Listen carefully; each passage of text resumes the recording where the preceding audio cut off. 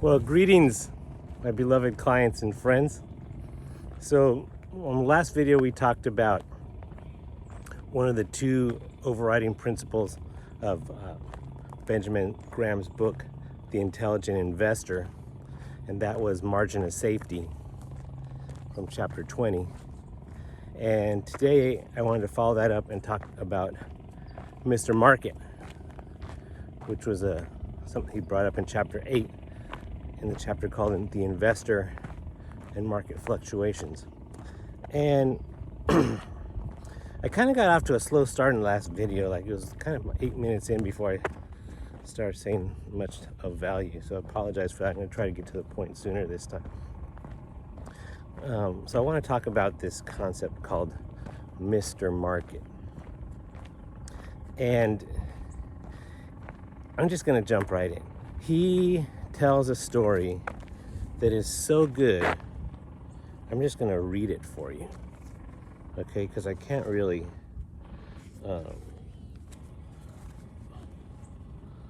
do it justice by trying to paraphrase it. This is towards the end of the chapter. He says this: "Let us close this section with something in the nature of a parable. Imagine that in some private business, you own a small share that cost you $1,000. So you're a partial owner in this business. One of your partners, named Mr. Market, is very obliging indeed. Every day he tells you what he thinks your interest is worth, and furthermore, offers either to buy you out or to sell you an additional interest on that basis. Every day he's whispering in your ear, tells you what he thinks your interest is worth, and he's willing to trade with you on that basis. Sometimes his idea of value appears plausible and justified by business developments and prospects as you know them. But often, on the other hand, Mr. Market lets his enthusiasm or his fears run away with him, and the value he proposes seems to you a little short of silly, right? Who is this guy whispering in my ear these outlandish claims, right? And what's the basis for his opinion, right? And I didn't even ask for his opinion. Okay, if you're a prudent investor or a sensible businessman, will you let Mr. Market's daily communication determine your view of the value of a $1,000 interest in the enterprise? And when I'm reading this, I picture in my head Gollum, the guy from Lord of the Rings, right? That little creature, my precious, this little bent over creature that's whispering in my ear and try to corrupt my thoughts, you know? Only in the case you agree with him, or in case you want to trade with him, you may be very happy to sell out to him when he quotes you a ridiculously high price, and equally happy to buy from him when his price is low. But the rest of the time, you will be wiser to form your own ideas of the value of your holdings, based on full reports from the company about its operations and financial position."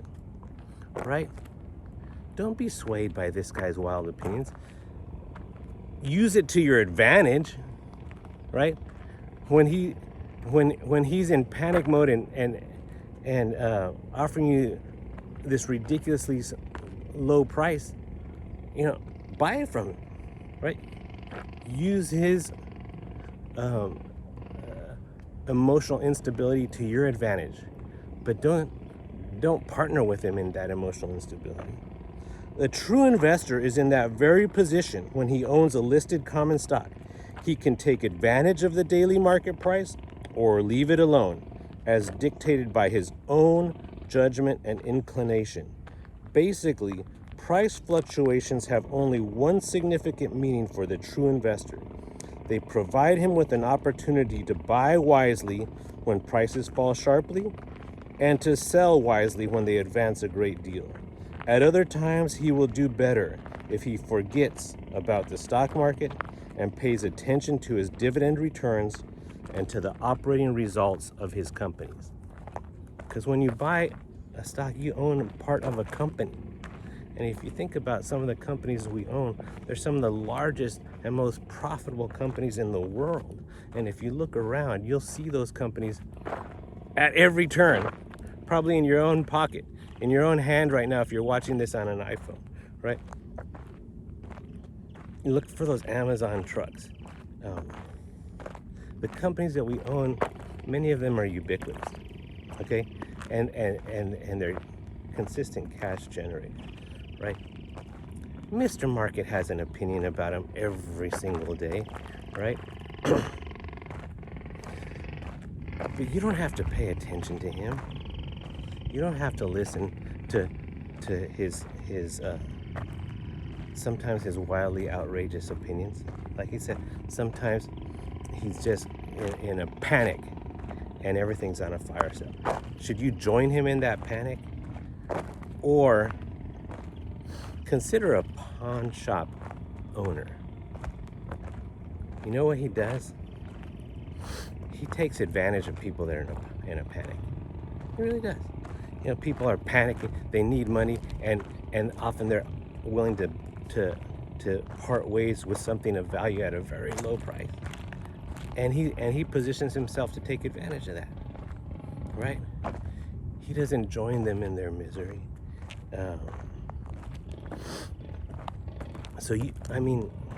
Do not be bullied by Mr. Market, by his emotional instability, right? Either just completely ignore this nut, or take advantage of him, right? When he's high and he's rolling on the cash and he's willing to pay outrageous amounts for stuff that's not really worth that much, sell to him, right? That's the top of a bull market. And when he's in panic mode and he's fire selling and he's throwing everything overboard at these ridiculous prices, don't join him in the panic party, right? Keep a level head and buy from him.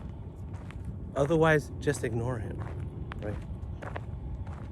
And that's the point we want to make. We want to really get a picture of who is this character, Mr. Market, right? Who is this bully that keeps harassing us every day? And you know, like most other bullies, it's a very thin shield, and behind that is a scared boy, right? Look through that and realize, you know what? I'm not going to play your game, Mr. Market. Only I'm going to play your game to take advantage of you when you're acting foolish. But I'm not going to join you in your foolishness, right? So that's our approach to Mr. Market. Now, I'm gonna tell you something, how to lower the risk in your investment. Okay, and I looked at data from over 30 years, from 1993 to 2023, right? And over that period, if you think about it, we started in the Clinton era, and the 90s were actually pretty good, quite good. That's when I started my career, and things got a little overheated, right? In 98, Alan Greenspan called it irrational exuberance, and that dot-com bubble kept getting bigger and bigger till it finally burst in I think it was March of 2000, right? So we had this big pullback in 2000, and the market was pulling back from the dot-com bubble bursting, and then the Twin Towers got hit on 9/11, 2001, and a recession followed. So for 2000, 2001, 2002, not a good time in the market. Then the market started to recover, and really the real estate market was the one that started to become exciting in the early 2000s, more so than the stock market. But the stock market recovered along with it. But then again, the real estate market got its bubble that burst in 2007 and caused a global financial crisis and pulled the stock market down with it in 2008. And then Ben Bernanke came in with his quantitative easing and took rates to zero and flooded the the economy with cash, and in the 2010s, market started to recover, led by tech, right?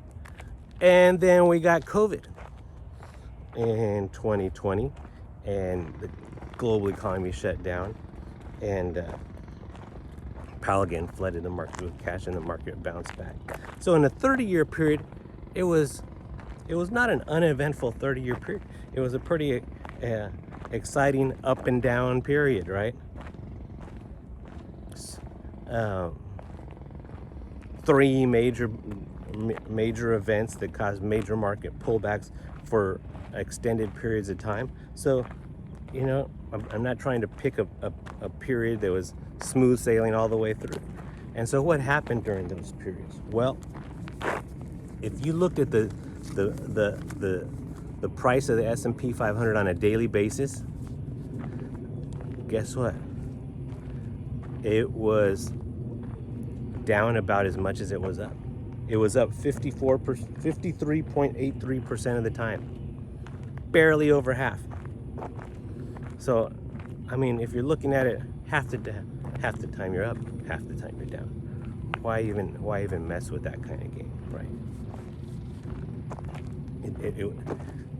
By the way, those are about the odds that Las Vegas gets. They're about up about 54% of the time, and they've built empires with those type of odds. But it's high volume and the law of big numbers.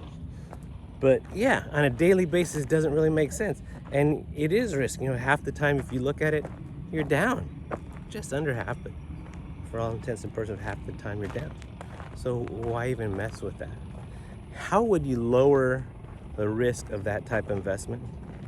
What if you only looked at it once a week?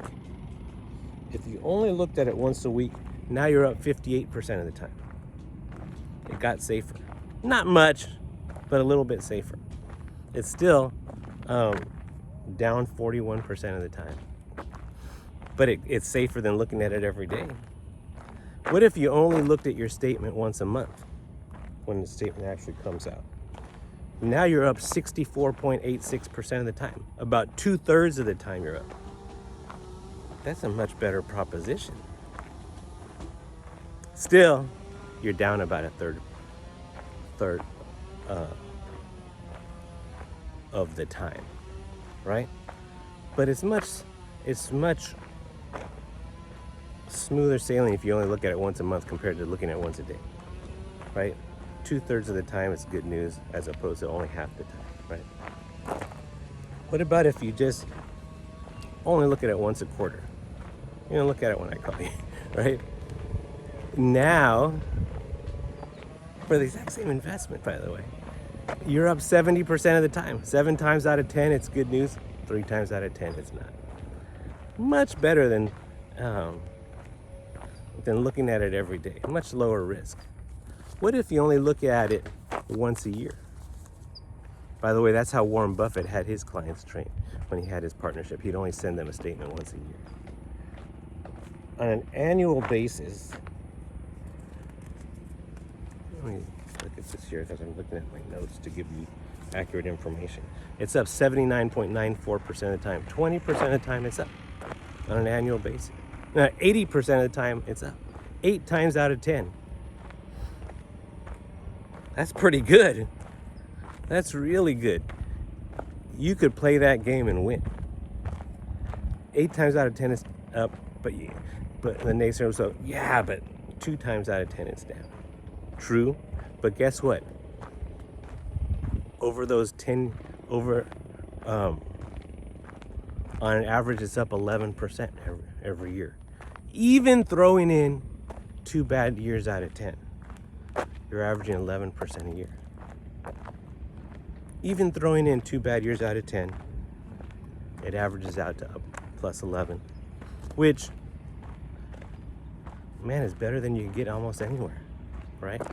So if you're willing to stomach a couple bad years out of 10,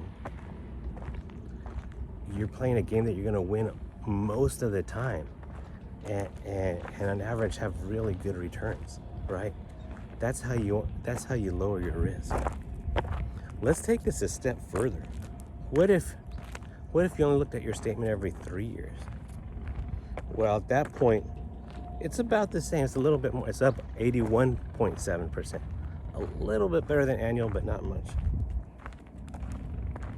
And over a 3-year period, the average return is 38.9%. That's not 38 annualized. That's 38 for the whole 3 years. Pretty good, right?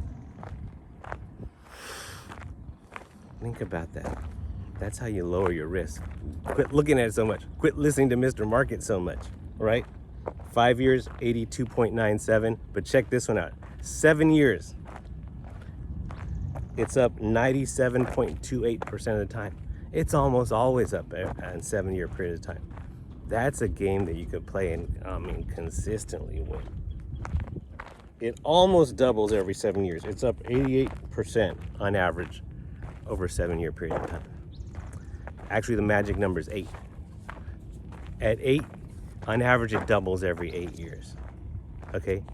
That's including a couple down years out of 10. Right? Throwing in a few down years, and on average, it doubles every 8 years. Okay? So that's how you would lower your risk, is not listen to Mr. Market, not be swayed by him, and use him to your advantage, right? Don't let him bully you. Bully him. Or ignore him, right? If you don't have the heart to bully him, ignore him. Okay, I'm gonna finish with one last quote here.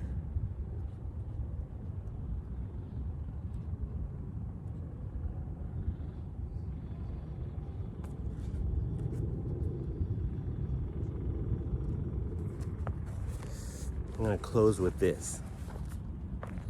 One person called it the 113 most important words in Graham's book. It says this: but note this important fact. The true investor scarcely ever is forced to sell his shares, and at all other times he is free to disregard the current price quotation. He need pay attention to it and act upon it only to the extent that it suits his book, and no more. Listen to this. Thus, the investor who permits himself to be stampeded or unduly worried by unjustified market declines in his holdings is perversely transforming his basic advantage into a basic disadvantage. That man would be better off if his stocks had no market quotation at all, for he would then be spared the mental anguish caused him by other persons' mistakes of judgment. You'd be better off if you didn't even have access to statements, but legally we have to do it. Okay, but you'd be happier. Okay. Now, I understand that you're at a disadvantage, that the only data point you have is the price, right? When we send you the statement, we don't show you the revenue from this company. We don't show you who the CEO is. We don't show you their market share in their industry. We don't show you their earnings, their dividends, their cash flow, right? We don't send you. Actually, on an annual basis, you do get a book, and sometimes people complain that they get a lot of mail. So that book is available and sent to you. But I mean, who reads that, right? I'll tell you who reads it. I do. Charles and I, we read it, and Ryan, okay? We read it for you, and as a matter of fact, in the next video, I'm gonna go through in detail a company we recently bought, what we looked at and why we bought it, okay? And it wasn't based on a price chart. You're gonna find that our basis is like what he said. We're more interested in the operations of the business and how much they're paying out. Okay, yeah, so we buy great companies that have a market leadership position and generate a ton of cash. Okay, and Mr. Market's going to price those things all over the place on a daily basis, but that's not our concern. Is this company fundamentally growing over time like it has been, prior to us buying it? Is it continuing to do what it's been doing for a long time? Okay, so hopefully that will give you a perspective. and to put Mr. Market in his place and not let his whipsaw emotions whipsaw your emotions, okay? And that's why this book is called The Intelligent Investor. And that's why every great investor praises the book, and in particular chapter 8, and particularly those two principles, margin of safety and Mr. Market. So hope you guys have a wonderful day, and hopefully this was helpful.